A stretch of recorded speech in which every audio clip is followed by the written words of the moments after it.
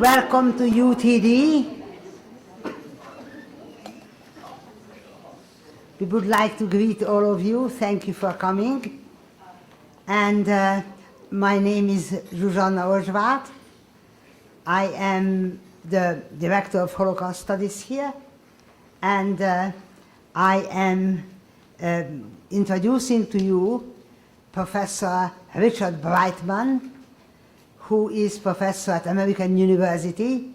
He is also a major author of a number of books that are essential for studying the Holocaust.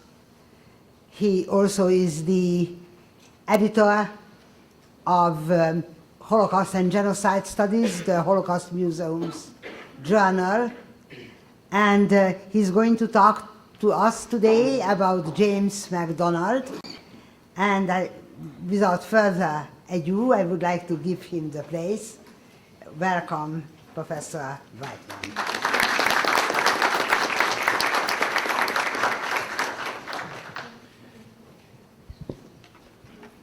Thank you, Zsuzsi. And I'm grateful to Zsuzsi and to Debbie Pfister for all of the wonderful things that they've done over the last few days. I'm very grateful also to University of Texas at Dallas for giving me these opportunities. Yesterday I had the privilege of delivering the Einspruch lecture, which was focused mostly on American immigration policy in 1941 and the case of Anne Frank and her family trying to get into the United States unsuccessfully in that year. I had the opportunity to mention here and there James G. MacDonald in the course of that lecture. Today, I'm going to focus more directly on MacDonald, whom I've learned some of you know something about. One has even read his memoir, but MacDonald, I'm afraid, has been a largely forgotten name, and there are reasons to change that situation. Some of you may have read Herman Wouk's novels, Winds of War or War and Remembrance. I think there were even TV serials based on them. Well, there was a character in Wouk's novels named Henry, Commander Victor Henry, who became the naval attaché in Berlin in 1939. He got to meet Hitler. He kind of figured out what Nazi Germany was up to in some respects. And then he went back to the United States and he reported personally to Franklin Roosevelt. And then for the rest of the story, he and his family kept running into key people, and some of them just kept escaping just ahead of disaster.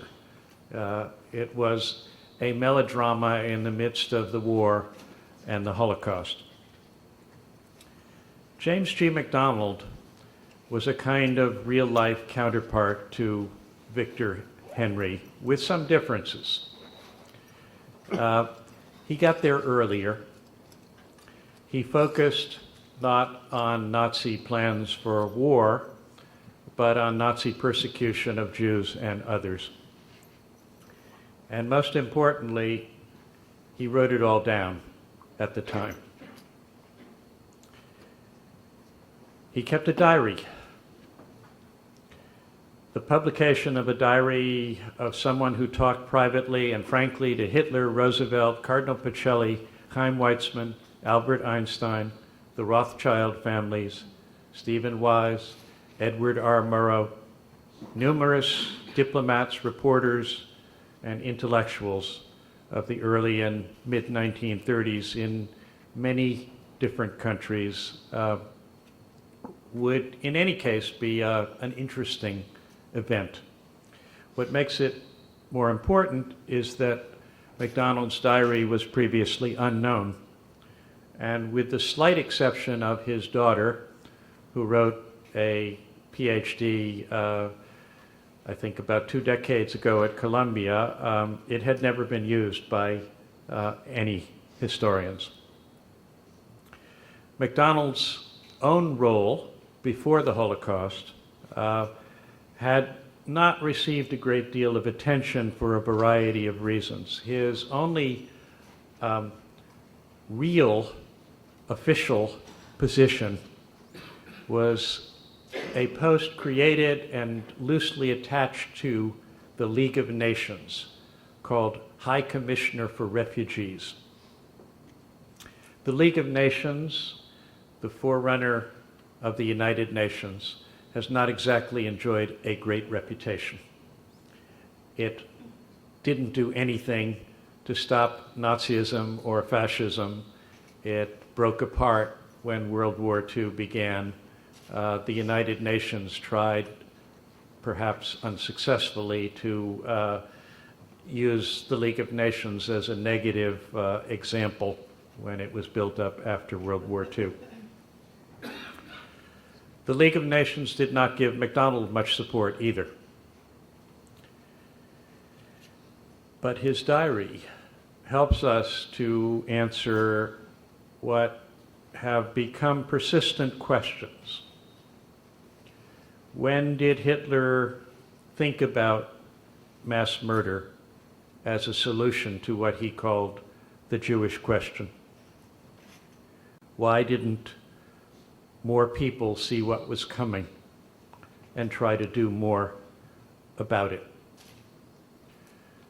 MacDonald's diary, although it deals with a number of countries, including Germany itself, has particular relevance for those who are interested in the role of the United States before and during the Holocaust. The first volume, which is now published, is relatively equal in its coverage. There are many events in many countries that show up. The second volume, which we're hoping to complete soon, will concentrate much more on events in the United States.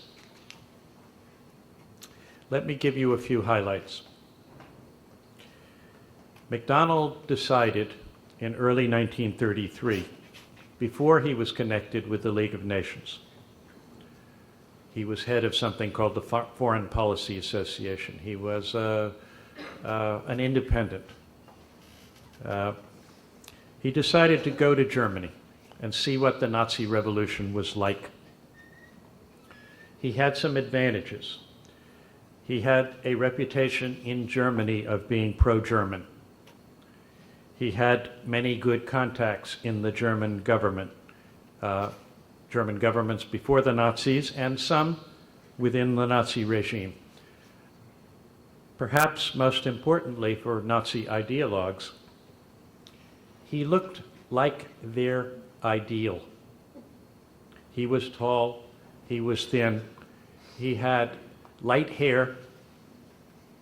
He looked like one of them, or what they wanted to look like. They assumed he was one of them. He knew from his days at Harvard Hitler's foreign press secretary, a man by the name of Putzi Hamstengel. CBS did a recent docudrama about Nazi Germany, and Hamstengel was featured in that. Hamstengel wanted MacDonald to become American ambassador to Germany. Actually, MacDonald wanted to become American ambassador to Germany, but he didn't want to be Hamstengel's puppet or anybody else's puppet. So he went out with Hamstengel. They had dinner, they were drinking. And Hamstengel loosened up and said, "We have 600,000 Jews in this country. We have that many stormtroopers. It could all be over in one night." MacDonald wrote that down. He was writing this down while he was in Germany and using a German stenographer, and so he must have been always asking himself, how much of this should I record? So he wrote that down, and then he said, perhaps he meant only mass arrests. But when he returned later to the United States, he met with the famous American journalist Walter Lippmann, and Lippmann said, what would happen, do you think, if Poland attacked Germany as a way of stopping the Nazis in their tracks? And MacDonald said, well, I think the first consequence would be a mass slaughter of German Jews. On April 8th, 1933, Hofstengel got MacDonald a private meeting with Hitler.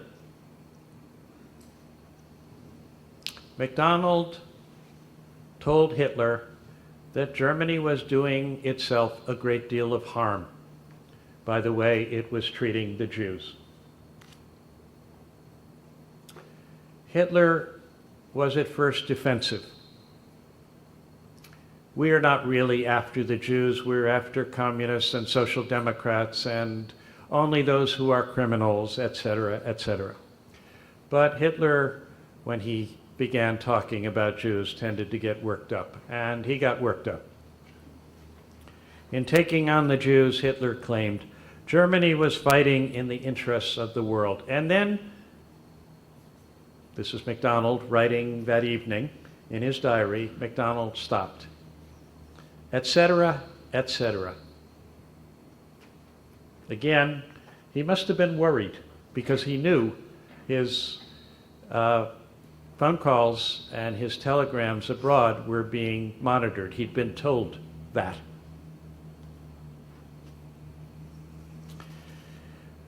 When MacDonald returned to the United States, in public he was cautious because he was hoping to be named American ambassador to Germany and he had to be acceptable to the German government.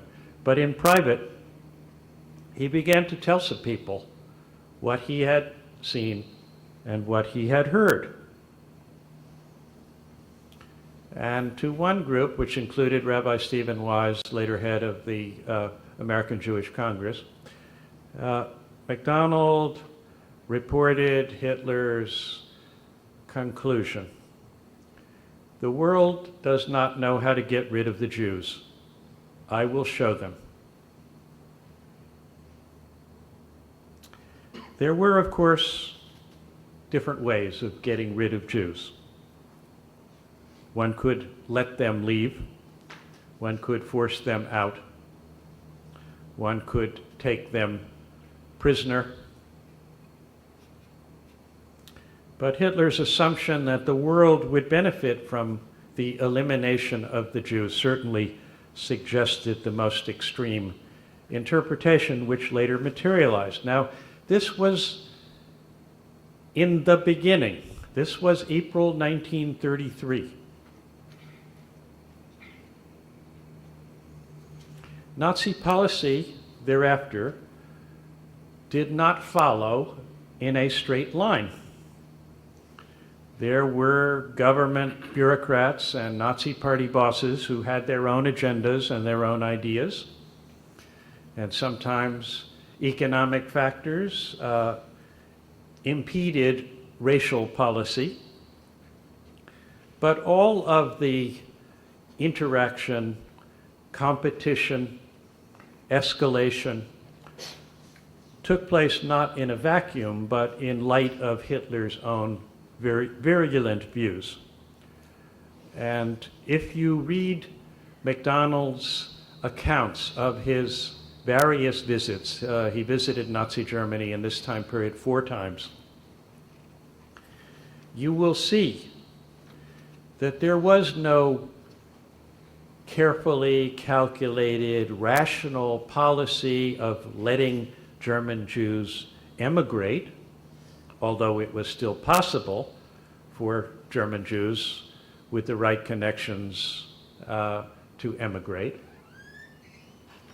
There was a policy of inflicting punishment on German Jews. And it was just a question of how severe the punishment would become over time. So, in the fall of 1933, MacDonald lobbied for and got this creation of a new League of Nations office for refugees. The League of Nations said he wasn't to do anything about getting people out. He was to work with those refugees who had already left Germany and get them somewhere where they would be stable inhabitants, somewhere where they would not be desperate and penniless, where they would be welcome. But MacDonald refused to accept that limitation since the League of Nations wasn't giving him any money and was keeping its own distance. He decided he would do what he could. And so he went back to Germany, basically trying to make a bargain with the Nazi regime. If you want to get rid of Jews, let's figure out a way in which we can take many tens of thousands of people per year in an orderly manner and find different places for them to go. There was one official, the non-Nazi foreign minister in the government, a man by the name of Neurath, who showed some interest in this idea. But as far as the others were concerned, they didn't want to have anything to do with orderly emigration of Jews, with the League of Nations, with MacDonald, or the United States. So MacDonald struck out in Berlin.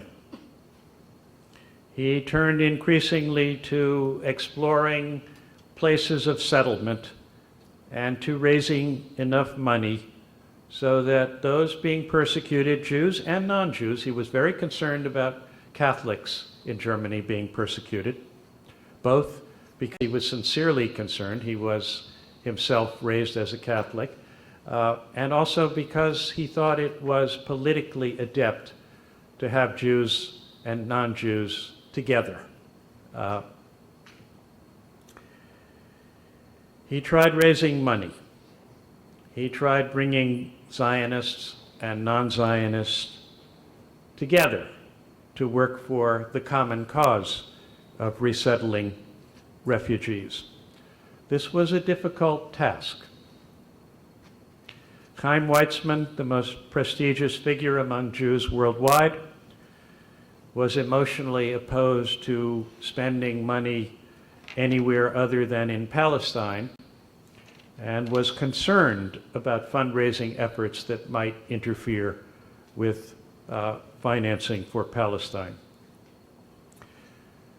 Felix Warburg, the most generous among Jewish philanthropists, was skeptical of Palestine's absorptive capacity and supported approaches elsewhere.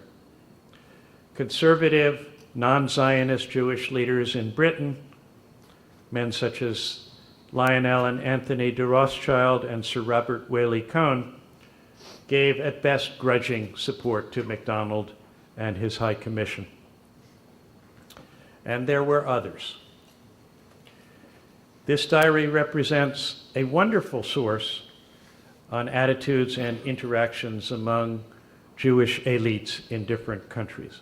MacDonald tried hard and usually managed to keep them from undercutting each other.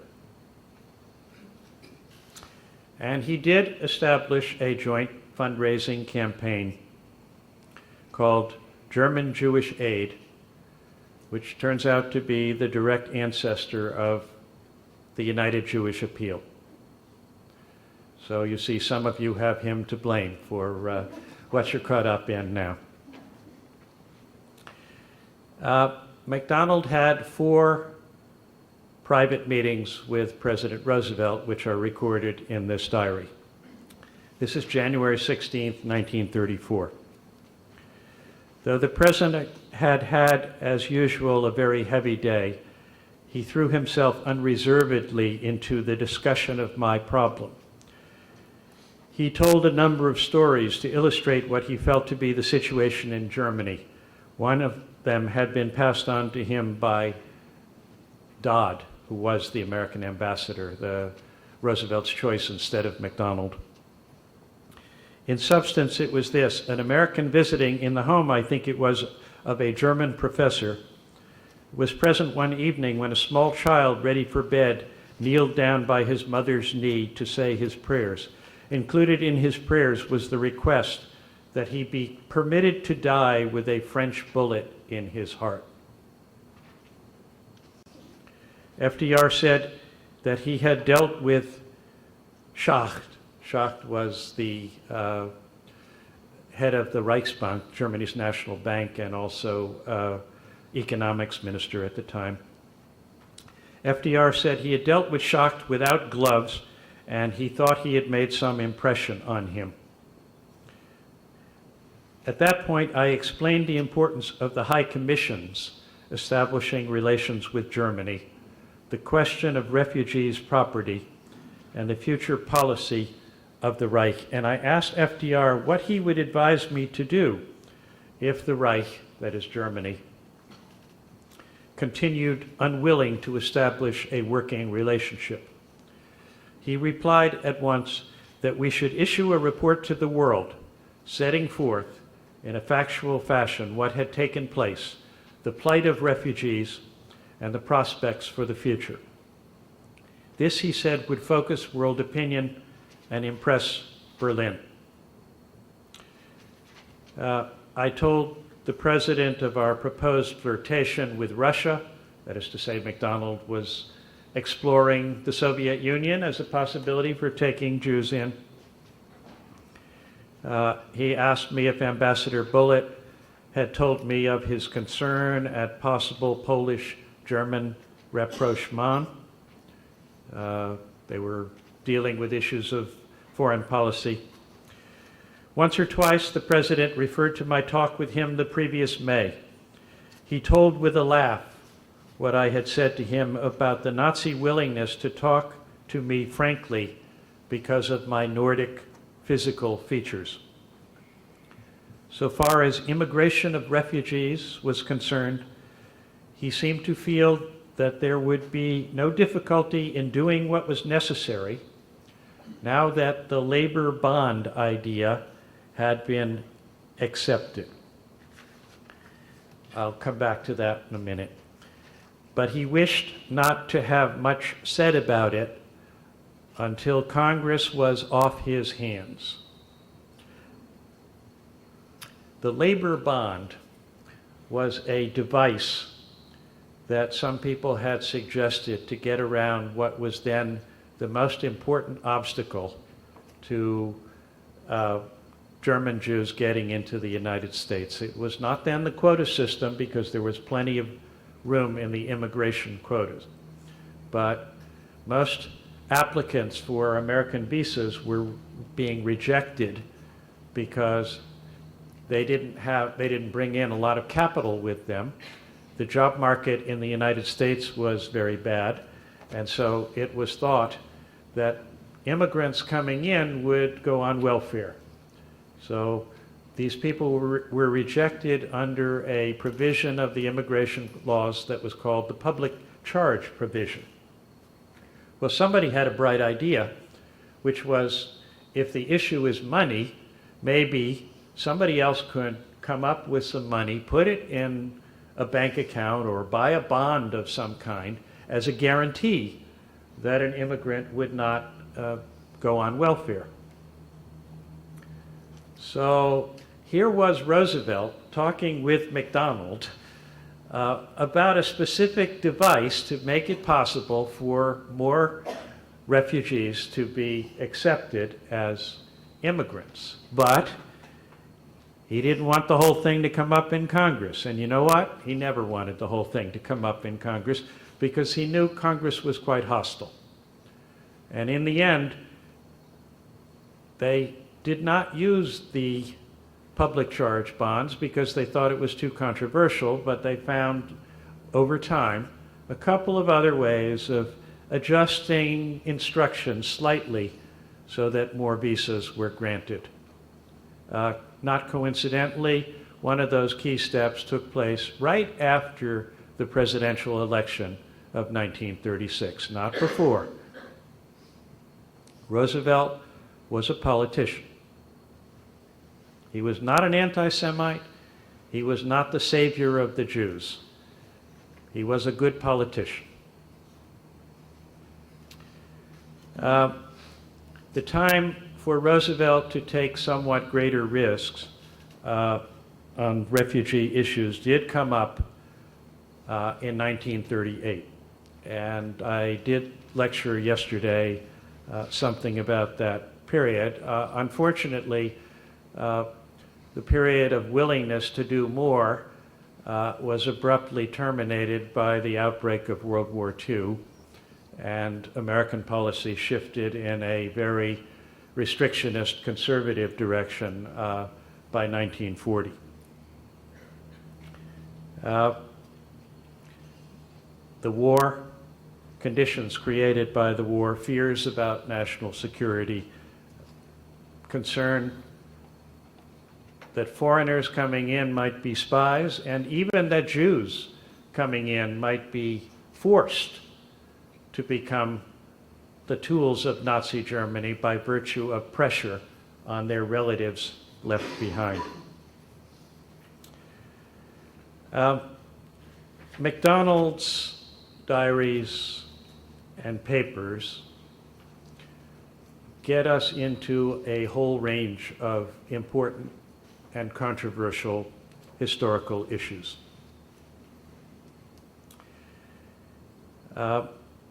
Let me conclude by reading a portion of a letter that MacDonald wrote to the New York Times in July 1944. It was written from memory rather than from his rereading his diary. I don't argue with that approach. I think that kind of thing has to be done in order to understand implementation of policy. But if people are going to argue that this was the first time the idea surfaced or the first time that it became likely, then I do argue because I think we can see from the beginnings of the Nazi regime the notion of genocide, not an absolute blueprint that was irrevocable, but the notion. And insofar as the people arguing for a late date try to discredit that, I think they're wrong. Susie. Doesn't Hitler say in Mein Kampf that it would be better to have killed after the First World War or during the First World War 10 or 15,000? Would have been better to gas 10 or 15,000 Jews than let the whole catastrophe come about. Yes, I think he said if 10 or 15,000 German Jews had been gassed, the lives of hundreds of thousands of Germans would have been saved. Yeah. And so this is Hitler writing in the mid-1920s. 23. So then it's a question of what do you mean by a decision? When is a decision a decision? When is a plan a firm plan? And those kinds of things one can reasonably disagree about. But I have always felt that people were looking for the wrong critical date. I mean, of course, the notion of genocide means that somebody wants to wipe out an entire group, an entire people, whether we're talking about Nazi Germany or other instances we have of genocide. And in that sense, it's a critical step. It's a critical process. But I have always felt that if you could show that the Nazis had a firm plan to kill large numbers of German Jews,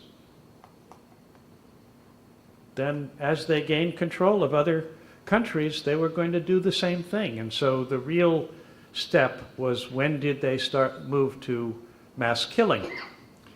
And I mean, we know very well that they killed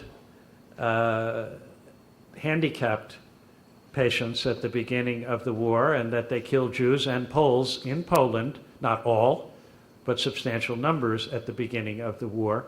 And we do have some evidence that the plans for killing of German Jews preceded the outbreak of the war. And so it was clear, if the Nazis were militarily successful, it was going to turn into genocide as their reach spread. Yes?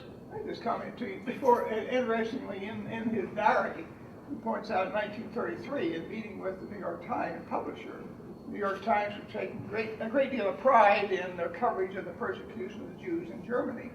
On the other hand, what we look at now is, everybody says the New York Times did not cover it, and the New York Times did this review, which they said they did not cover it adequately. So how do you compare this comment in the diary in 33, where McDonald talks to them and say they take great pride in how they cover it, and how now we say they didn't? Well, the New York Times covered the Nazi regime. It didn't particularly emphasize Nazi persecution of Jews or killings of Jews. It was particularly cautious about dealing during the Holocaust with reports of mass killings, tending to put it on back pages with qualifiers. There are reports of such and such. According to Jewish sources, or some maintain that, so that unless you were really reading into it and taking it very seriously, it might not make a big impact on you. New York Times has subsequently apologized for its coverage of the Holocaust. They said, looking back at things, they did not do a good job. Questions from students? Yes? Can you reiterate about the intentionalist versus the functionalist? Okay. Intentionalist is the jargon, the technical term for people who believe that Hitler planned to kill the Jews, and that this was something that developed over time according to an original notion. The functionalists, there are different kinds of them, but they tend to believe that the decision to kill the Jews all across Europe came relatively late, either late 1941 or into 1942, after the Nazis had tried to let Jews emigrate, to expel Jews, running into shortages of food. They were getting frustrated by military defeats in the East, and it kind of got out of control. It happened.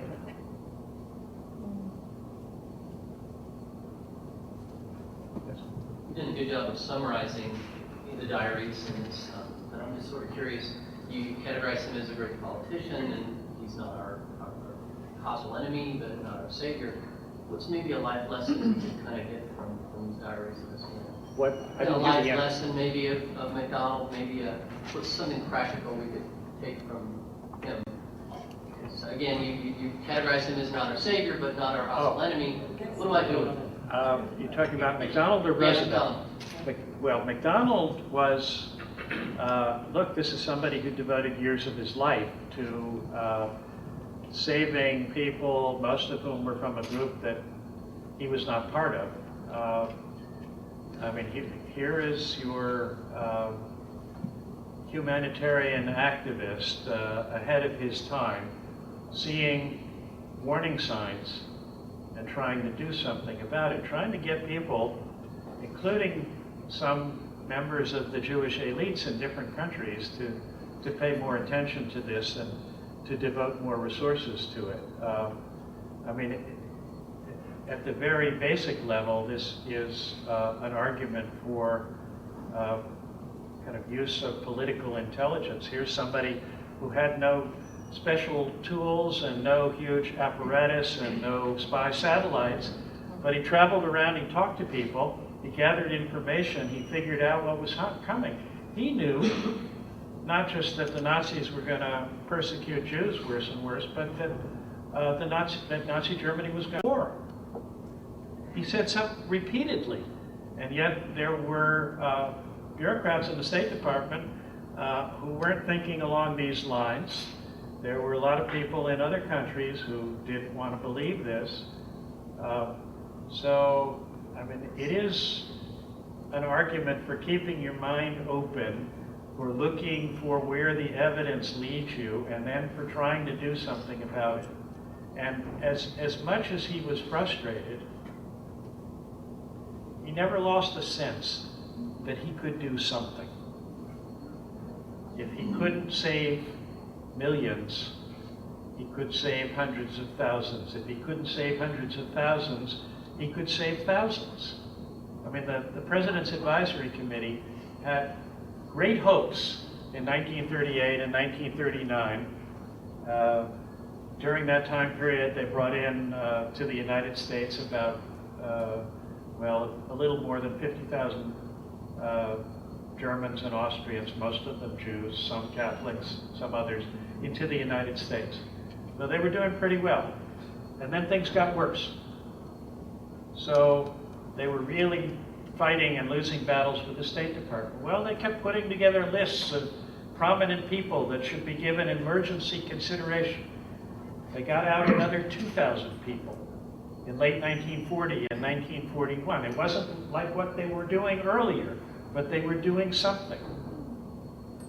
So he never gave up.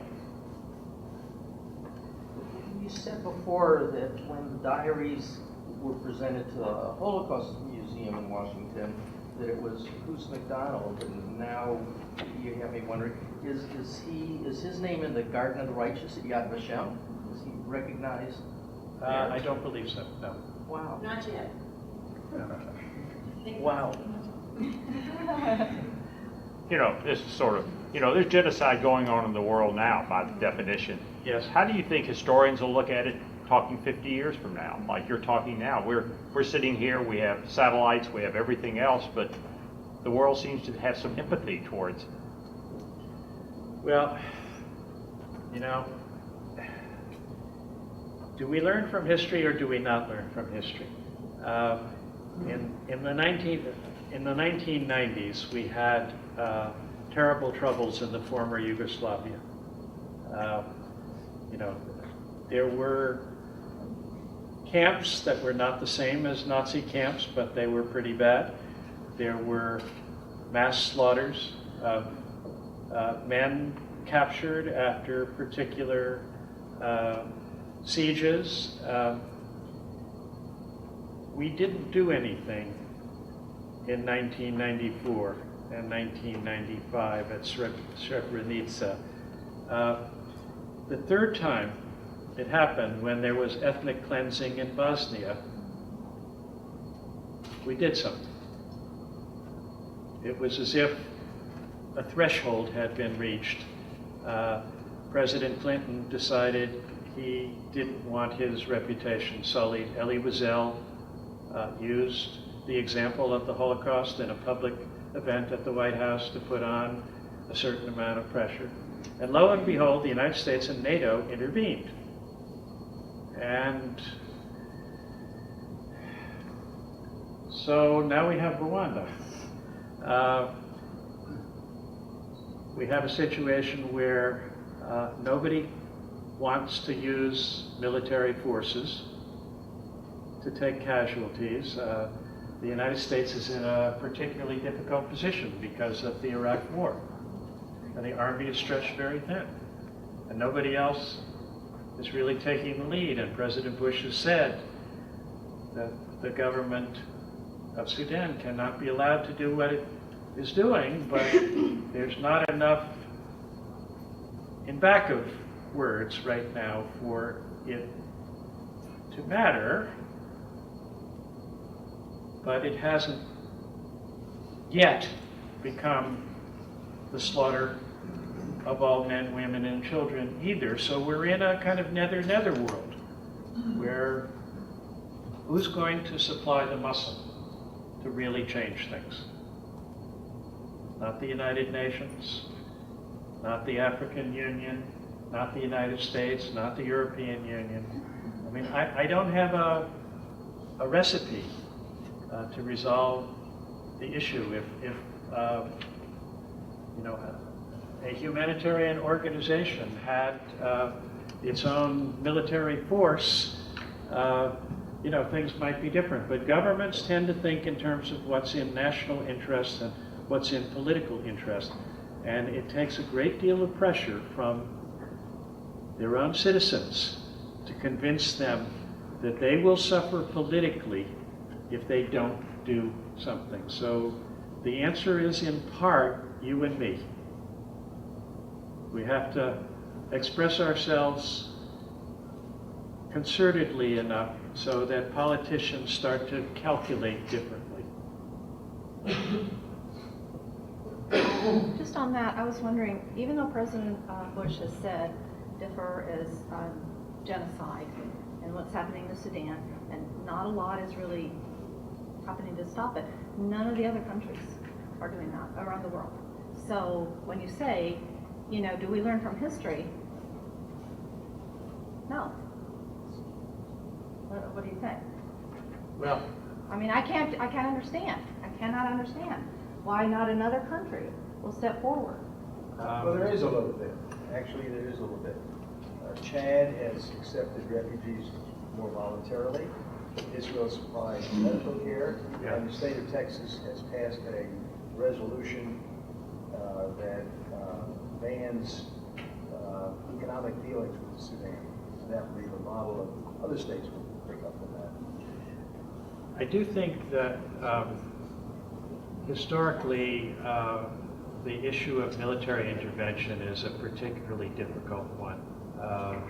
You know, when you start taking casualties, countries really get leery. The United States might have been willing to do so in this case if it had not been tied down in Iraq.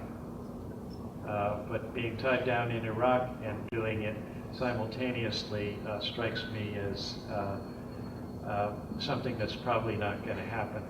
And I mean, sometimes it just can't be done, and you start to think about other things. Can you do something in the way of accepting more refugees in other countries? Can you do something in the way of dropping food supplies? Or getting more doctors in on the ground to at least save the people who are wounded and sick? You can't always come up with the perfect solution or stop things completely, but you can mitigate the casualties. Well, I would argue that we had the equivalence of the Holocaust in this country for 200 years in slavery and segregation and lynchings, and it took 200 years before we ourselves in this country rose to the occasion to do away with it.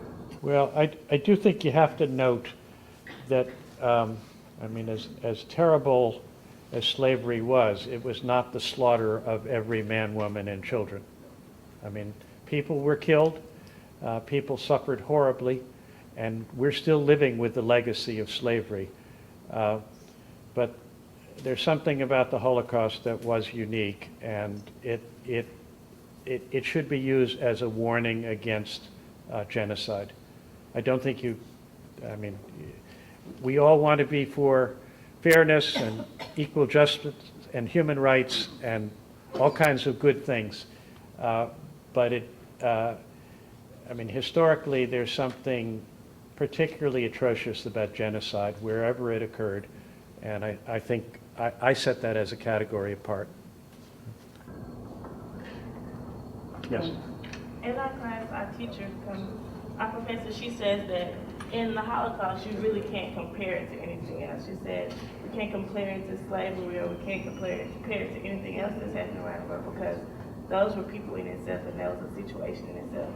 And when you compare it to something, then you somehow belittle and you take away from its effect, because that one people's pain and suffering, and you can't really compare it to someone else.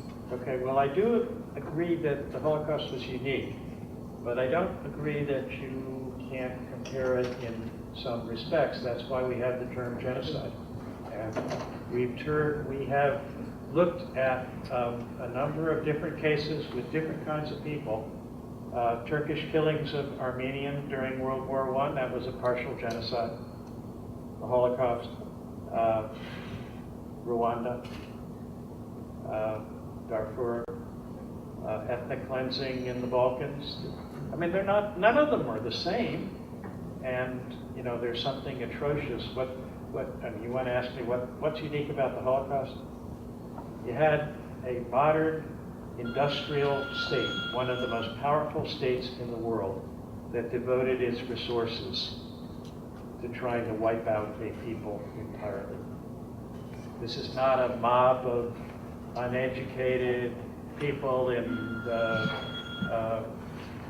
in a desert somewhere. This is the West. This is us. That's kind of unique about the Holocaust, but you can compare cases of genocide, and the Holocaust is one case that can be compared with other genocides. Last question, because I got to take a plane. I'm curious how you commented about the State Department's anti-Semitic bias near the end of the war, and how that affected the military, the lack of military action.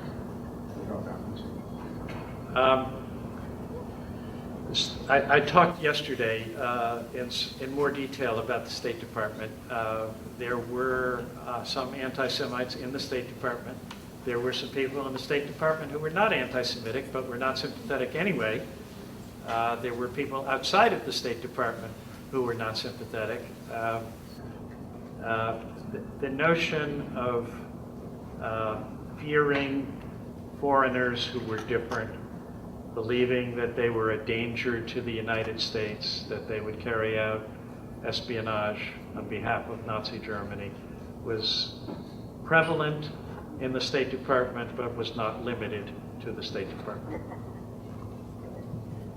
This is not a question, but I have a statement that you need to hear before you take your plane. Okay. And how, I want everyone to hear it, how much I have enjoyed yesterday's talk and today's talk. And the one negative aspect about hearing you is my regret that I didn't have you during my college years. Thank you so much.